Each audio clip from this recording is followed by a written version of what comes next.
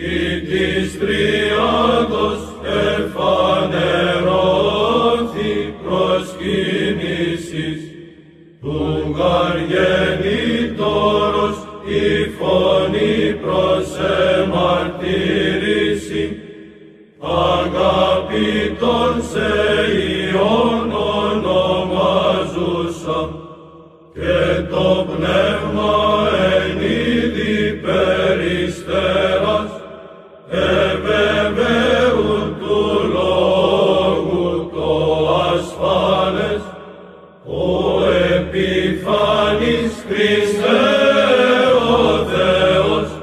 και των κόσμων φωτίσας δόξασι.